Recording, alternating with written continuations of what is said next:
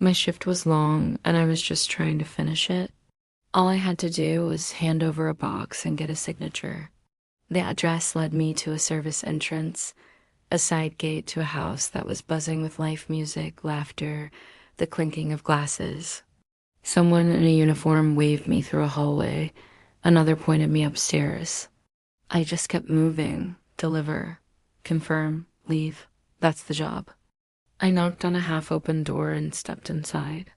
And that's when everything changed. He was there. Tailored suit, cologne that smelled like money, and a face I'd only seen in headlines. The way he looked at me, it was like I was already part of a plan I knew nothing about. I held up the package, my voice shaking a little. Delivery for Mrs. Voss.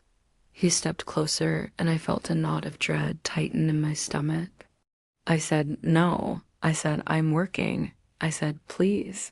But he didn't listen. I won't go into all the details. But he left money on the bed and walked out, leaving me there with the truth of what he'd done. There was blood. It was my first time.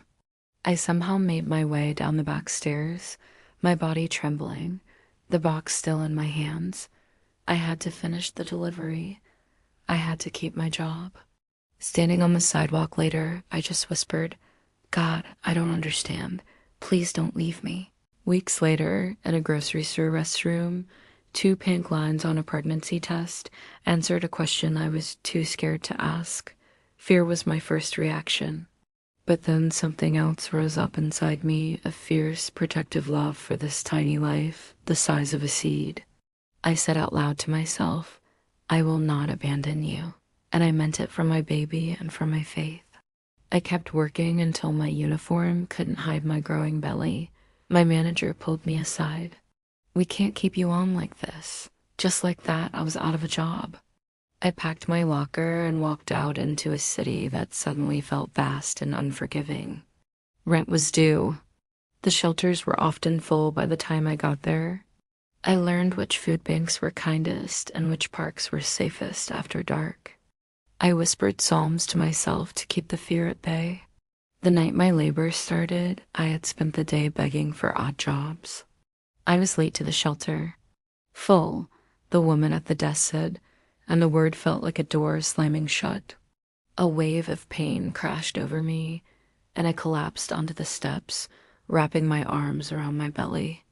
God, send an angel, I prayed. And one came, wearing a winter coat and carrying a tote bag.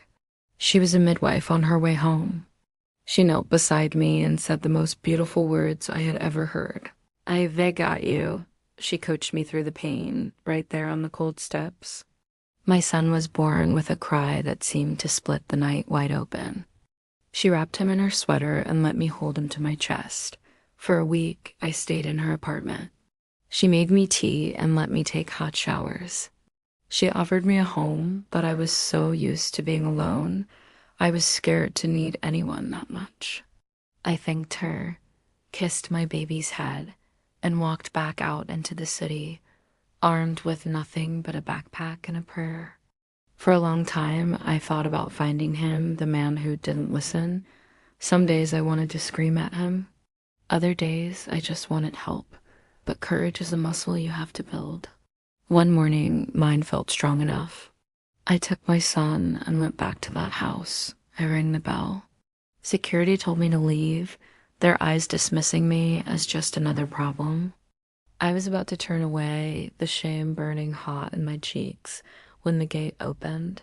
It was his car. He stepped out. He saw my son first, and then his eyes found mine. Something broke in his expression. He said my name like a question he had no right to ask. I pulled my son closer and found my voice. We need to talk. That's where we'll leave it for now. At the beginning of a conversation that had to happen. What will he do? What will I do? Make sure you subscribe and turn on notifications for part 2 to hear his side of the story and what happened next. Thanks for watching.